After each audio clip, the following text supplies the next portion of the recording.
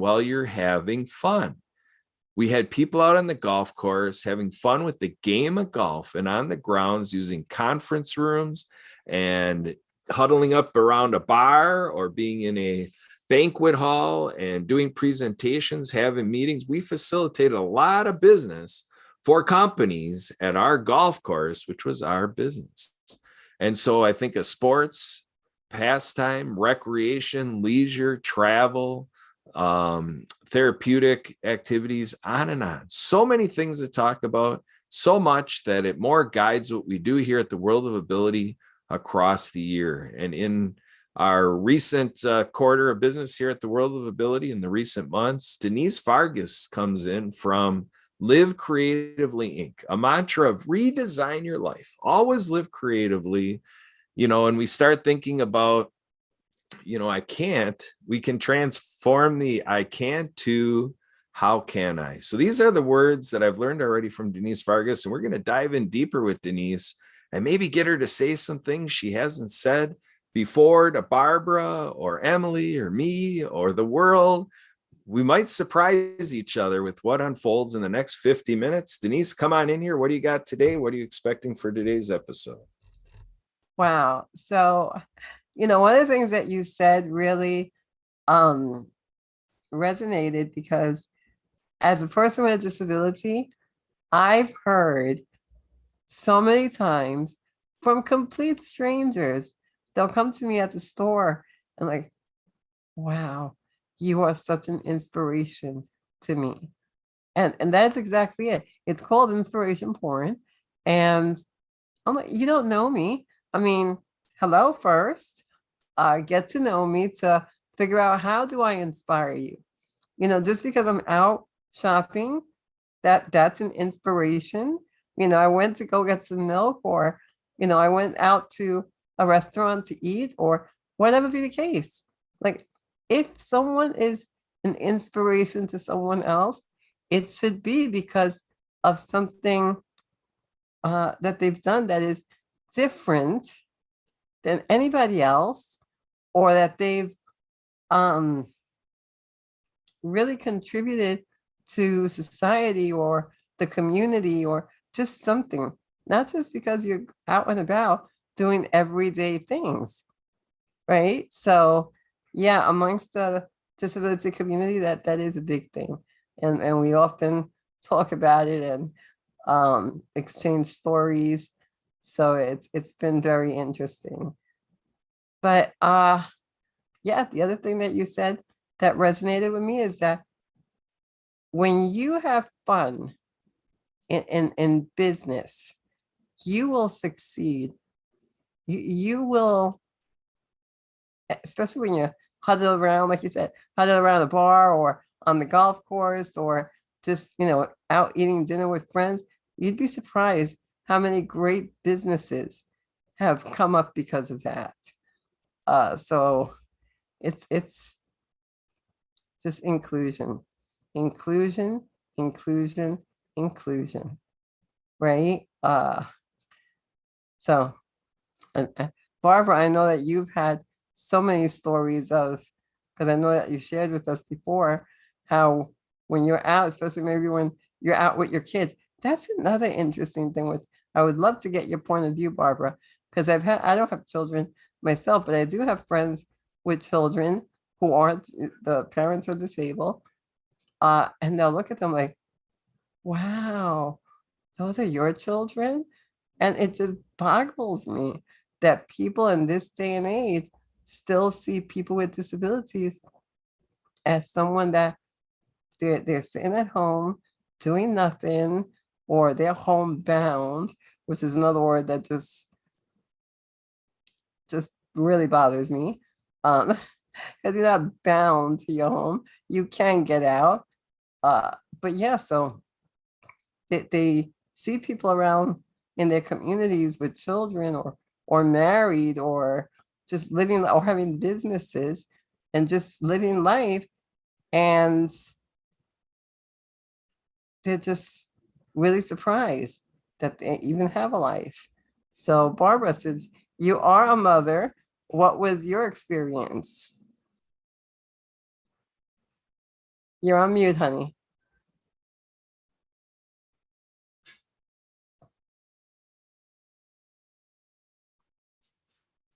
Oh, Okay, there we go. There we go. perfect. So, I was thinking about important things that I might be able to share today. And the one thing is the concept of wabi sabi. Have you heard of that before? Like people will think like a piece of pottery that falls and gets shattered, and then they'll put it back together and they'll use like a gold lining to make it better than it was. And but also it can mean when you are with people that you love and you're like, God, why do you always leave crumbs around the toaster? Toasting things. I've told you about this before, or the way we parent, the way we love. It's like that makes me crazy when you do that. And actually, what you get to find in moments where like when that person isn't there is like how much you miss the very things that you said were making you crazy because it was part of who the other people are, and I think that you get to realize how precious it is to have people to clean up after, because maybe if you were just by yourself, you might like think, well, it doesn't matter, and just fall into a state of more inactivity. I'm someone that really wants to encourage the whole world to adopt, anyone who can, because there's so many children, they say at the Mexican border, that from Afghanistan, where people were just handing, their babies into hands of soldiers, just hoping that, they'll get to America and have a better life. In India, so many children around the world that we need to see and we need to care. And we need to realize that, not to be afraid to let other people close, even if they'll leave crumbs around your toaster, because it motivates you possibly, to clean and to do things in those kind of emotions. And just like somehow like a pot that's dropped and kind of cracks but comes back together more full. I love so that. so many opportunities to do that.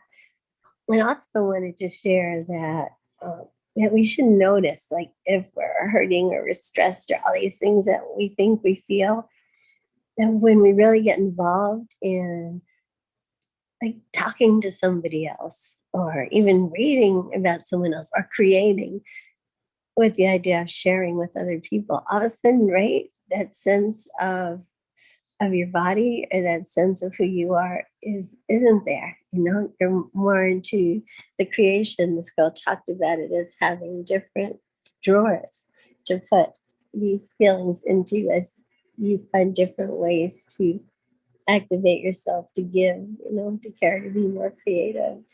And that's really interesting. That almost goes into the concept of hypnosis, where we hear this pain and then somebody goes, all right, look over here. I'm gonna, and they're able, I'm sorry, they're doing lawn work around here. So I think it's noisy, right? But yeah, these ideas I really was hoping to be able to share about today. And a really fun movie, really uplifting movie done by Mark Wahlberg. It's called Instant Family, and it's based on true story. And it's the reality of bringing other people into your life. And what you were saying about, when I once had a social worker type say, I could take your kids, if they're too much. And then what you get to see is other people just bring more that you can care about, bring more color and more fragrance, and just more deliciousness into your life. because of these interactions. And you want people to see that and to know that. And if you think, I could use help, like, talk to me. I think it takes a village to raise a child, and we all have our really special gifts. And I had a friend who, she died of obesity, and I'm going to tell people that is no way to die. That's like, she hadn't been able to walk for 7 years before her life finally ended. But what she had was the most beautiful relationship with her daughter. I mean, they can make each other laugh. The love was just, anyone around them would feel it. And it just killed me that she had to be afraid to ask for help because her fear that her child would be taken away because of what you're saying. People going, how can you take care of each other, and not seeing the love, not seeing the communication. Yeah, we got to learn how to open our eyes and our hearts, right? Absolutely. And bring more people in. And I think when we really get that concept of sharing is caring, and we're community, and what you said, people to feel free to bring out their authentic selves and their questions, and not to be afraid to interact. That's going to make the world so much better. Absolutely. Yeah. And it's interesting because exactly what you said, that people are afraid to ask for help because aside from possibly being judged, that they're going to feel that they're being judged. It's scary. It's scary for parents who are disabled to ask for that help for the same exact fear that they might be taken away. Or if you need so much help, how can you care for another person? And society, what you said about the excuse me, what you said about it takes a village, many other cultures will come together to help their community, to help their children. If a mother can't pick up their child from school, their neighbor might do it. The village that they've really grew up in, and that's their family, right? It's like they're not just your neighbors, they're family at that point, right? Which is a beautiful concept. And it's unfortunate that we don't really adopt that here in the States as they do in other countries. So, yeah. So, Kurt, what do you think as a male point of view? Oh, it's about my male point of view right now. Well, us men are hunters. We're going to go out there and we're going to hunt out a better future. And we're going to, well, and that's obviously an long-standing adage. I think the present time is evolving the gender identities and making things flexible, that these things aren't necessarily true to the future, but there is genetic memory, there is culture, custom, and I think that's what we're breaking through to make some of these shifts that are affecting the disability community that, for the most part, the disability community never asked for, in terms of like here in the States, we got income limits and such like this. So basically people with disabilities live under rules that, have been compromised. It's always been a compromise to get changes to improve. And then once these political moves are set, I think the appetite to keep working on it goes down, unfortunately. So, but there is an opportunity in this day and age where, as Walt Disney always said, it's a small world after all. And we can use social media and create interactions and start nonprofits. And so, so there's a large number of people out there, a significant population around the world working on these things. And I think in today's technology, I think we're seeing some convergence and creating communities within the community to, empower changes outside of the community, because that's what's important. Right now, I want to check in on Emily. I know Emily's got us started here on our live streaming and recording. I don't know if Emily stepped away from the operation here. Come on in, Emily. What are your thoughts? Join in the conversation. Yeah, I was coming back. Coming back? You went away? Where'd you go? What was the trip? No, I was here the whole time. I just had my camera off for a few minutes. Oh, okay.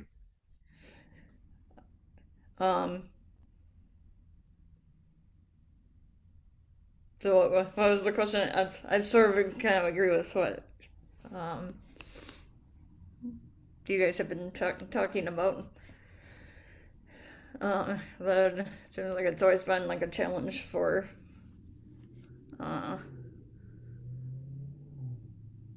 well, the people with disabilities have always sort of seemed to be put at a disadvantage, or things made or harder, more complicated, and it shouldn't necessarily have to be that way. Have you experienced any judgments or any like I remember when I was younger and I would be rolling around in my chair and my friend would be on her roller skates and I would be pulling her along and people would look at us and she would just be like, take a picture, it'll last longer. So yeah, people like just have this look and they're so have you had any experiences like that, or if people just prejudging and unexperienced, anything that you want to share? Well, I have heard the whole like take a picture or last longer comment. Trying to think. I don't think of anything at the moment, but okay, thinking. Kurt or Vibra, do you have anything? Well, I guess I'm going to bounce back to something I alluded to earlier with the United Nations, celebrating and observing human rights. There is a Human Rights Day. The United Nations General Assembly adopted that in 1948. The Universal Declaration of Human Rights, UDHR. The UDHR is a milestone document which proclaims the inalienable rights that everyone is entitled to as human beings, regardless of race, color, religion, sex, language, political or other opinion, national or social origin, property, birth, or other status. Now, the United Nations does do an International Day of People with Disabilities, but one thing I find interesting, that as advanced as we are and as tremendous as a lot of these, documentations are, it's glaringly obvious to me that we're not at a day where we put regardless of ability, or something of this nature that represents the, along with all of this stuff, the idea that disability advocates are successful to be a part of human rights. So maybe the authors of this think that disability rights are included in this Declaration of Human Rights, but I don't know what you two, or the three of you, do the three of you ladies think that with what I just said, regardless of race, color, religion, sex, language, political or other opinion, national or social origin, property, birth, or other status, I mean, is it just me, or is it like a lead balloon that regardless of ability isn't in there? Well, we're the other status, that's where we fall in.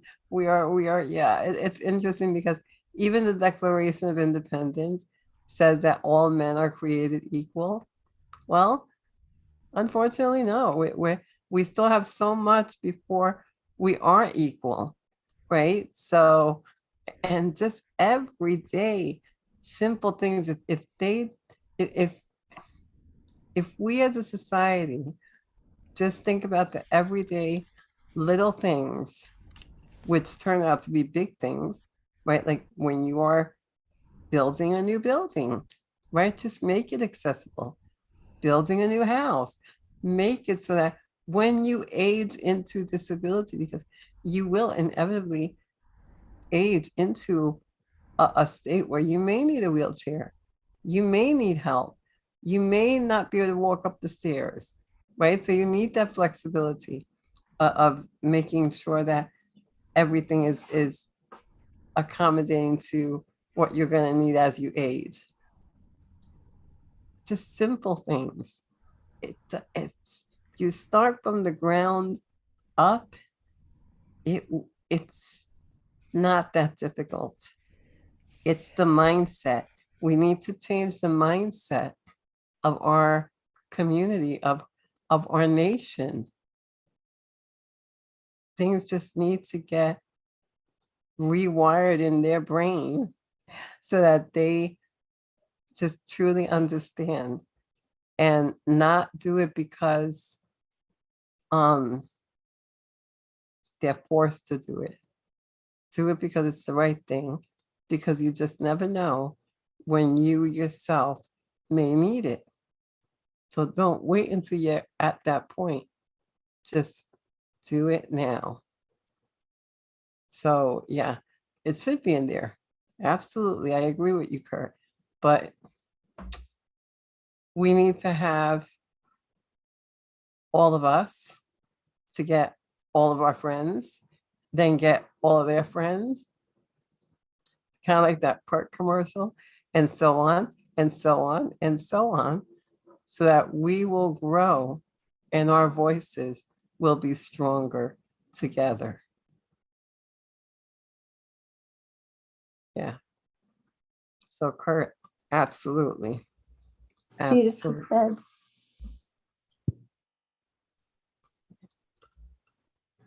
But you're doing that right now, educating people, opening up people's eyes and minds and hearts. You know, with what you just said, people need to hear you and go, yeah, that's true. That's true. That makes sense. And I love when you were saying, not because, you know, you have to do this or you'll be penalized, but because people start acknowledging this is the right way to treat other people, and this is the right thing to do. This is the intelligent thing to do. You know, this is coming from the heart. And I love, yeah, you communicate so well. I appreciate it. And even from a financial point of view, it will just be less expensive to do it from when you're building than to have to do it later on when someone sues you because you didn't do it. Now it's going to cost you money to do it. And in some cases, it may cost you even more because you're being sued and they may want some sort of compensation. So Yeah, because not just costing not just money, but time too. exactly. Exactly, Emily, because they might even need to, close the facility or shut down an area, or it's just common sense. Unfortunately, common is not so common anymore.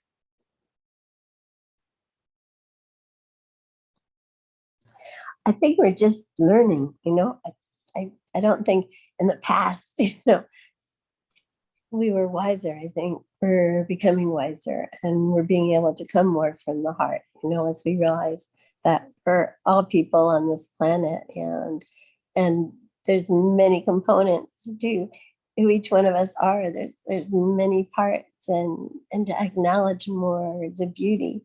I was thinking about another friend I have who couldn't, really had trouble walking and seeing, but he was taking care of his child and my kids. I mean, he was just so conscious about, come on, I made some healthy, fresh juice, I mean, helping us do the things to stay healthy and to feel loved and cared. Those things, they have to count. They have to be able to count. It can't just be law and order. This is the law, and and I never know whether to share. When it was the time of the Nazis, and this one woman, I think I shared this before, a really good movie to see is called The Reader.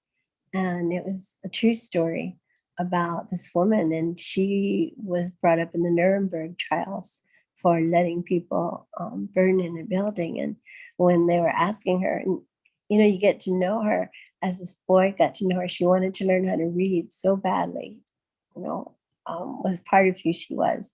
And then this other part of who she was didn't had the ability to rescue people and didn't. And when they asked her, why didn't you do that? She was so caught up in, I have to follow the laws. I have to keep order. I'm supposed to keep order, and I wouldn't be able to keep order then. And I mean, I see little parts of that, like calling Walgreens, and a medication got sent to the wrong place. You're saying, okay, well, here's the situation I'm in. And the person you're talking to says, I can't do anything because you don't want me breaking the law or losing my job, right?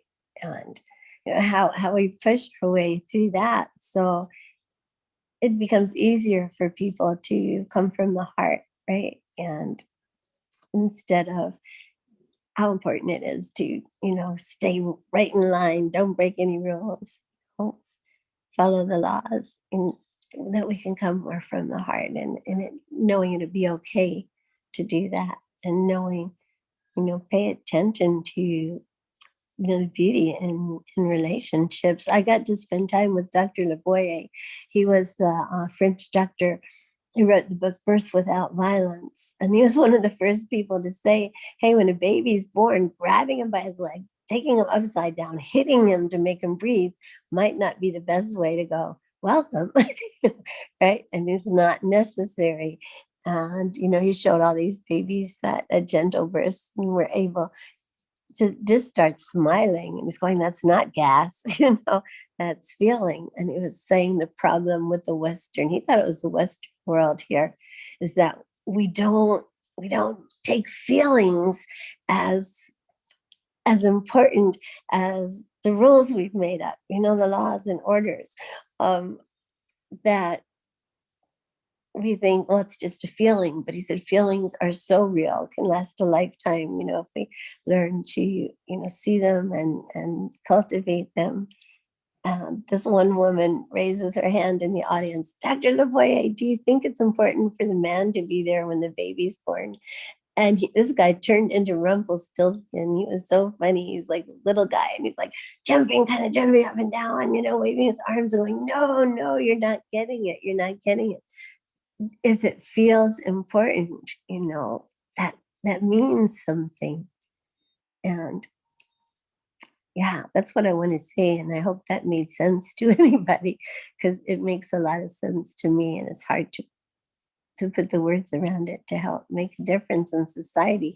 But how do we, get that writing that Kurt was talking about, to get it changed? Is that something that needs to be done? How do we make change happen? Well, you know what? Just like you said, and you said it beautifully, feeling.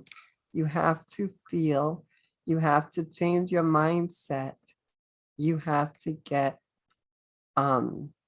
reprogrammed, right? Because we are already programmed in a particular way for centuries. So we need to start changing.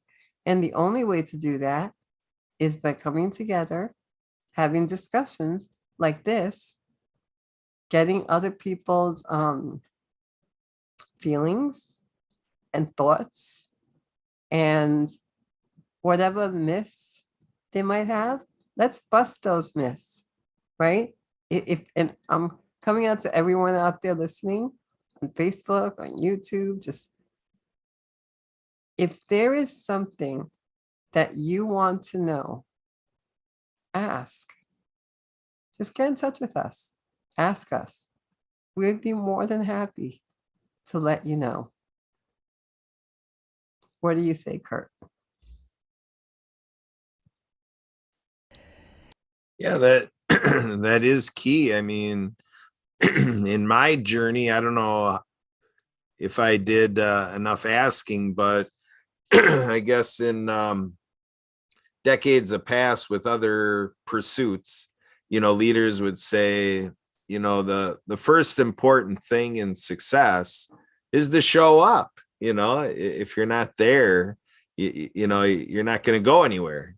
And so I think that's a little bit of how I stumbled into having a lot of phenomenal interactions and being at some very great events and seeing some great presentations and being in good group settings and individual conversations is because I just made myself available.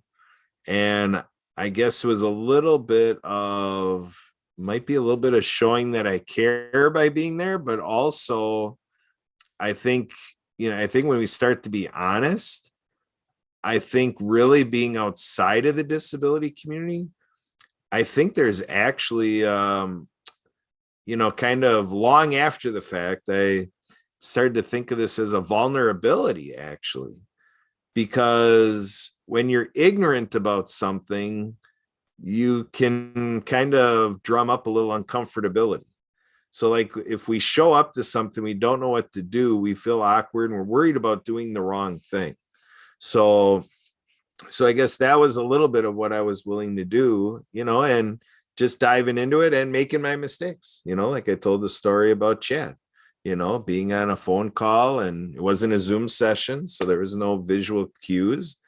And I thought, well, I'm going to help out the situation. I'm like, hey, just so you know, my friend Chad is wheelchair bound, blah, blah, blah. And then we just went on and talked. And then the conversation was over. And then Chad had to tell me, just so you know, if I can take the opportunity to share with you, I actually don't identify as being wheelchair bound because this is a medical device and it actually is give me freedom and so forth. So that was empowering to me. And so it wasn't so much that I asked, it was like I put myself in that situation. I just created a mantra that, feel free to tell me anything that I need to be told.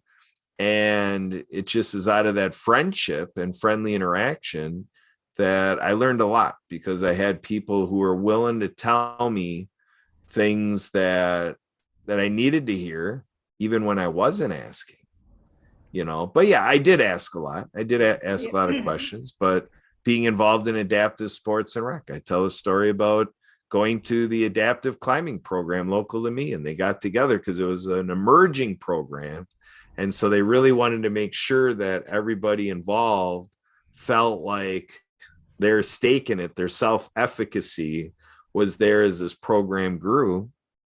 And one of the participants with disabilities spoke up during our review and said, hey, what you guys are all doing, it's great to see these volunteers learn a lot of things. They're empowered to know what they can do next and everything. But then he advised us, he put in his recommendation, his request to say, when a volunteer starts to say, hey, I need you to do this is what, and then starts to declare like how the experience is going to go, it's kind of like, whoa, that's a dysfunctional relationship. Because it's like, he points out like, hey, I've been living with my body every day. I do so many things with this body. And then now I'm doing rock climbing. And then now it's like, all of a sudden I don't know what I'm doing. No, I don't think so. I don't think it works like that. It's like, I appreciate your help. But like you said, Denise, that's what he taught us, is to ask, to say, what would you like me to do next, if anything? And then a little bit's just like an offer to say, if I need to be doing something or watching something, or you want to make sure safety wise that I got things covered, to create that open dialogue back and forth. So in the spirit of open dialogue, we're going to go back to Emily Gomer and see what's on the mind of Emily, a key part of this program. What say you, Emily? Well, that was nice of Chad to tell you. Yeah. Afterwards. because I don't know if everybody would necessarily say something like that. Are you speaking for yourself? Not totally, but I'm Oh, just okay. saying. I'm just saying in general. Right. Yeah. Um, yeah, especially if, I don't know if everybody's always that open or willing to say, especially if they don't like really know the person or anything like that. Yeah, so Emily, you're involved in recent years with the Integral Conference, and you've been so nice to create a way that I could. You gave me the access to partake in the whole thing, but with my busy Saturdays, I'm only able to partake in a sampling of it. But with the parts that I catch, I'm very impressed with the Integral Conference out of South Central Wisconsin. But Emily, do you want to speak a little bit to that being an example of how, with the Autism Society of Southeast Wisconsin and the greater component of the Autism Society, you want to speak to some insights there in terms of what goes on in the autism community for advocacy, for creating this dynamic that people outside of the autism community ask, like we're talking about, and human rights, and what can you say to give us more insight in terms of the life journey by people who live with autism? Um, I think this was kind of one of the reasons um, for the conference is to bring awareness or more awareness and to um, what's the word? Um, get it so those who have a uh, disability or specifically autism or I guess any disability, and those who don't have one, to kind of decrease like the gap between that, and answering non-disabled like questions and kind of bring the whole awareness of like the community and that we're kind of the same as everybody, just doing it a little bit different, and so it's kind of the reasoning behind the conference. And we're hoping to, I know we've only had it 3 times, but the hope is to expand the conference, like grow, have it be a bigger conference than it has been. And so, does that answer your question, Gert? It does. It does. So, with that in mind, and maybe totally going on to something else, maybe, what would you speak to in terms of your own life? Do things come to mind in terms of barriers you've come up against, struggles that you've had, impasses you've had with people, maybe even me? The crowd would really like to hear that. But do you have things like that to speak on in terms of how you, maybe to say it, how you wish society was a little different? Have you had any personal experience like that? Um,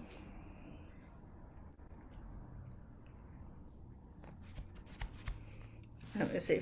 I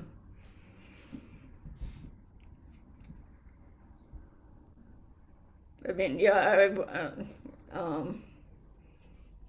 I was younger. I did get picked on some. Um,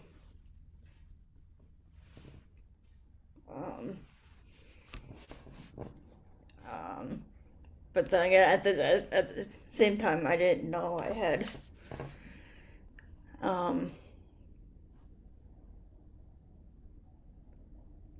I didn't have a like diagnosed disability. Like, I didn't know I had one. And it wasn't until I was already in my mid to late or late 20s, early 30s by the time I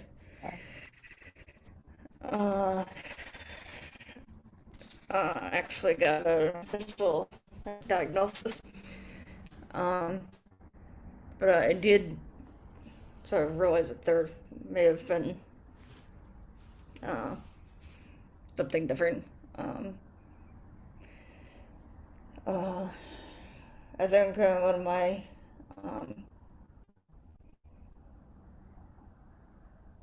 one of the things with what I have is the whole um, uh, um, tools like social communication, and even though it may not always seem like it, um, yeah, and in general, like being around people, it's just a matter of kind of knowing like what to say and that kind of thing. Uh, does that sort of answer your question? I don't know how to Actually, explain anymore at the moment. what I love what you just said, Emily, that you were not diagnosed until your late 20s, early 30s, because I'm people can see I'm in a wheelchair, right? Like they see my disability when I am out and about, but the invisible disabilities is something that a lot of people don't think about. And there's so many invisible disabilities. And when we speak about the mindset, that we need to change the mindset of society, it's not just build a ramp. It's not just make bathrooms more accessible. It's not just put in an elevator. It's be aware that invisible disabilities exist and that you might see someone that speaks differently or acts differently, but you just don't know. So we can't judge. We can't assume. Just be just speak loving. The more love and understanding and compassion that we have for all humans, whether you have a disability or not, whether it's a physical one that you can see or possibly an invisible one that you don't see. Just treat everyone with the same love and respect and compassion that you want people to have for you. Back to you, Kurt. All right. So this is really becoming a regular focus group here. So, Barbara, you may have your own thing you might want to bring forward, but I also throw out there as well from where I'm sitting. I'm curious, Barbara, if you look at your life of memories, does anything come to mind from your life where, like I told it to Emily, like where you wish for yourself personally that you wish society was a little different, or maybe challenge like interaction, maybe with a stranger or an acquaintance, anything like that to speak of that's come up in your life, Barbara? Oh, definitely, definitely. You want to hear something that's almost humorous. And yeah, I love the concept of being able to see things as humorous. And now I'm blocking.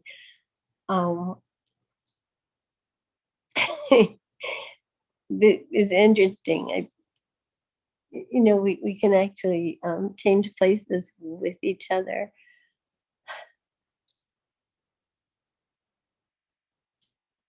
What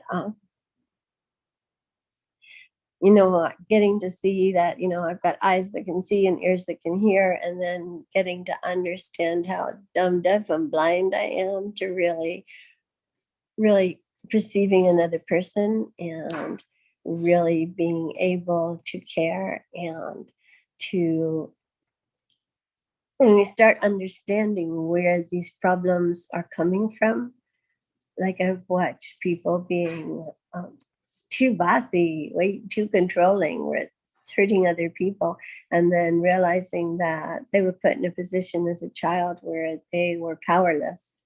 And hearing that story, and then having compassion for things that seem, somewhat horrendous. I'm There's things that I think this is wonderful. We're doing this in a way because there's things that I know I'm blocking from.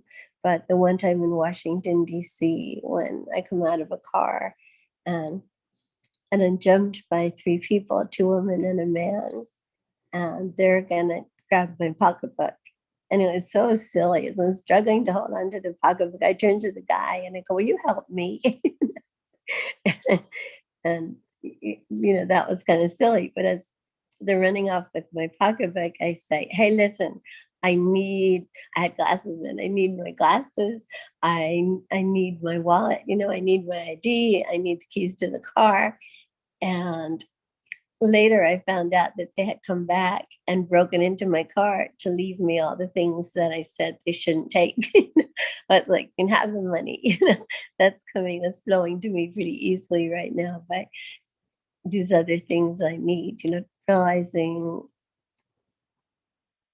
this art of communication,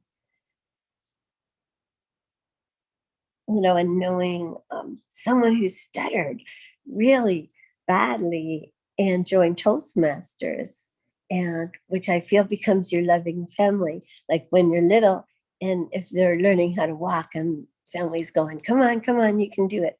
Well, in Toastmasters, the people in the club with you become that loving family, and they're saying, "Come on, come on, you can say another word. Hey, you're expressing yourself, you're doing it well." And we help each other do that. We learn how to listen to each other, and how to help each other grow. And that is so beautiful. And what thought that I'm shying away from, that's coming and going. See, this is kind of the problem that I have. My son has this too. It's like different thoughts will clash. Do you want to come out and share with other people? And sometimes, it's not the smartest one. It's not, maybe not the deepest thing that you wanted to say. And so I'm trying to learn how to communicate in a way that I can ask open-ended questions that you're so good at, Kurt, and I mean, gosh, just watching everyone here, and all the talent that's here. When Emily was so helping me, create like a calendar, kind of a web thing. And I was so appreciative and so respectful of her genius, of her talent, and listening to the love that gets put out by Miss Vargas, right? To encourage people to feel heard, and to feel good about who we are and what we're saying. And something that just really impressed me this week, even though I've heard of it before, it was a study they were doing on drugs. How we like judge drug addicts, and and how they were working with rats, and they put in sugar water in one place. The rats could go to drink, and they had cocaine in another place. The rats could hit something, and the fluids would come out. And they were watching these rats become addicted to the cocaine. And then somebody realized the environment these rats were in was horrible. And so they created a wonderful environment for rats.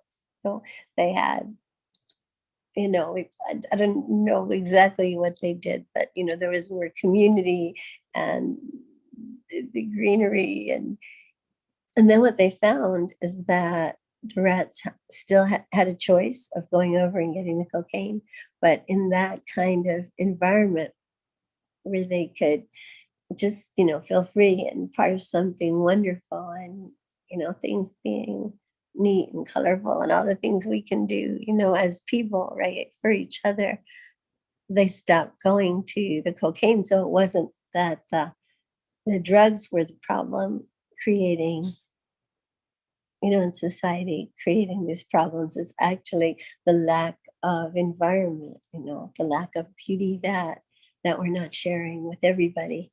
That's the days are just people going to that's a symptomatic of what we're not doing for each other, what we're not giving each other. Did that communicate clearly? I hope so. Oh, wonderful. My daughter's going to a birthday dinner party. Love you, Sarah. You're on the radio. Bye. Oh, yeah, Suraska joining us.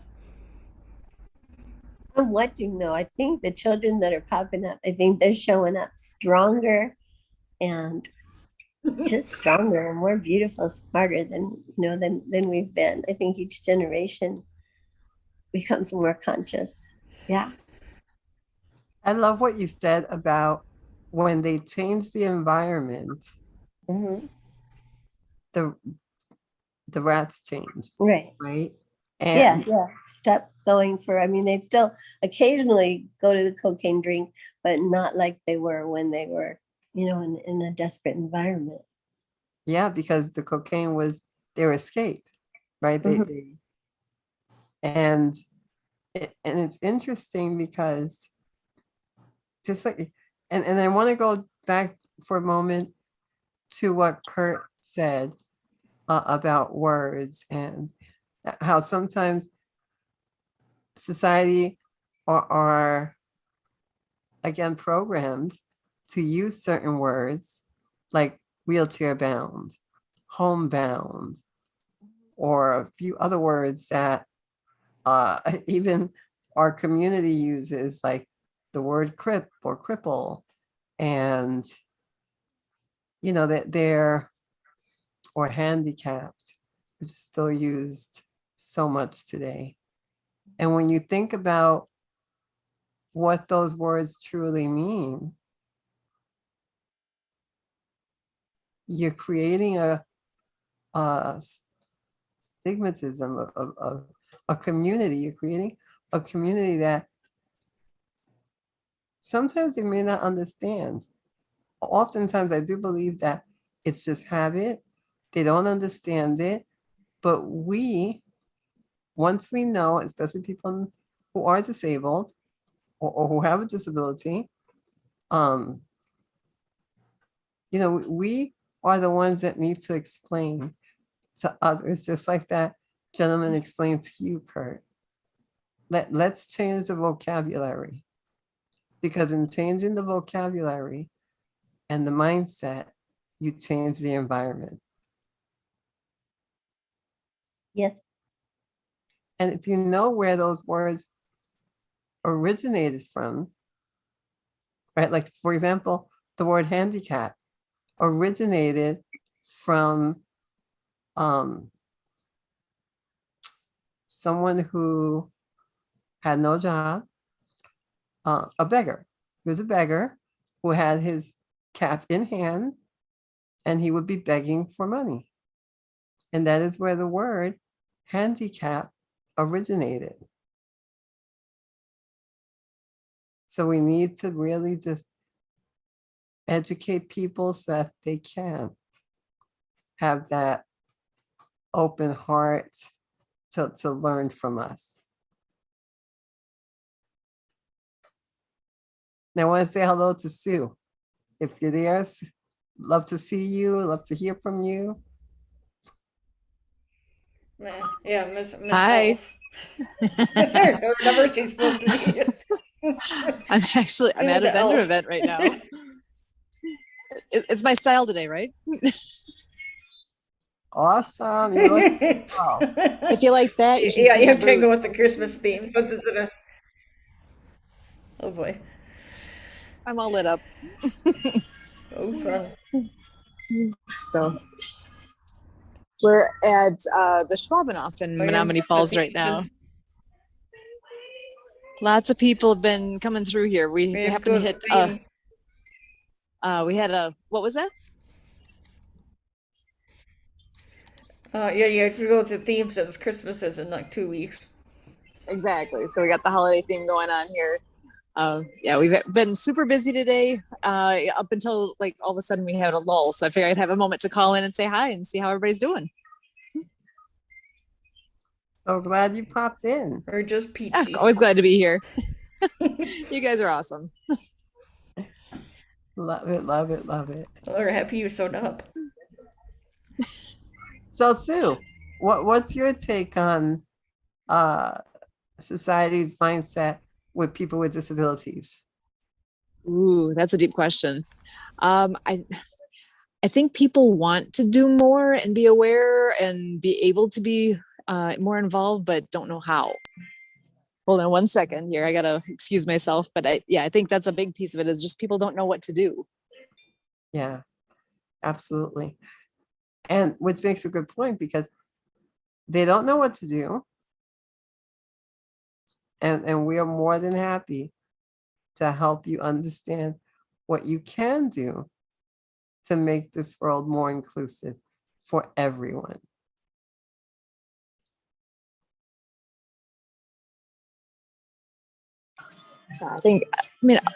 I was even one that thought that I knew more than I did until I started to finally have more friends that happened to be wheelchair users and whatnot. It was eye-opening to me. And I figure if I think I know more than I do, and I'm still in a learning curve, people that don't even really think twice about it have no idea what they don't know. You know, that's part of it. You know, people just don't know what they don't know until you have an idea or have a reason to think about it. You don't. And that's where with all the outreach and all the things like with this program, World of Ability, with all of what we're all doing, I think it's super important just to get the exposure out there so there's more chance for people to be able to have those thoughts enter their minds and to have the chance to think about it. So that's why I love this. Yeah, so true. Yeah, and then that would be when like the asking the questions would come up, and so we're saying something about that before too. Yeah, it's important. Even the etiquette. I know Kurt's talked before about different type. You know, I forget what the phrase was. It was, I don't think it was just disability etiquette. I don't think I'm saying it exactly right, but even just to think about, you know, if somebody's there with perhaps a personal assistant of some sort, people tend to just automatically talk to them instead of the person in the wheelchair, or, you know, stuff like that, where it's like, wait a second, who are you asking the question of? Talk to the person that you're talking to. But it's just an unknown and an uncomfortability that people don't even necessarily realize they have until the opportunity comes up to have that conversation. And so I think for the most part, I think people want to know more and want to be more accepting, but since they lack the experience, they don't even realize it entirely. It's not conscious.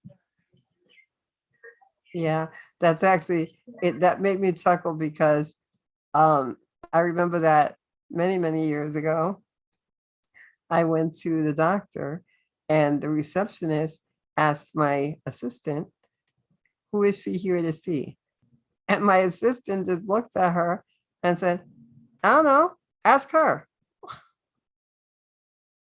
So it was, yeah, it is something that, again, it's a reprogramming that we need to really help others get into the correct mindset. And Kurt, you did mention again, the words that we use. I know that we're just getting ready to say goodbye to our viewers, but I'd like to maybe pick this up again next week, because there's a lot of phrases that we need to really understand where they originate from. And just the English language, it's funny. Like, I remember my friend, when he was younger, he asked his mother, "What's an invalid coach?" And it was an ambulance. And he read it as invalid coach. And then his mom corrected him and said, "No, it's an invalid coach." And he still didn't quite understand what invalid meant. So then he asked his mom, "What's invalid?" And his mom says, "That's you." Now, again, this is because society, you know, parents, ourselves, I mean, my family still says, you know, my sister is handicapped or handicapable, or my daughter's handicapped. So it's what people are used to. So we do need to, I can't stress this enough, reprogram, change the paradigm. Back to you, Kurt. All right. Thank you very much, Denise. Thank you, Barbara. Big thanks to Sue for coming on here and giving us that extra twist with the event going on over there, and Emily here for all of the podcast engineering and being vulnerable and sharing some genuine stories and some insights of her personal journey. So I am Kurt Roskoff, aka Special K. I say I'm here to brighten up your day. And so we're going to get on our way. And I am thinking that we have given you something that makes up the stuff that just might be keeping you coming back. That's what we hope. We hope we see you again every Saturday here at the World of Ability, or whatever day you're catching, because we do restream this over Transform You Media Network. And we are under a collaboration that's been going all year, 2021. We've been getting it done. The World of Ability Podcast Network. We are here to grow and become a more intense show every week passing.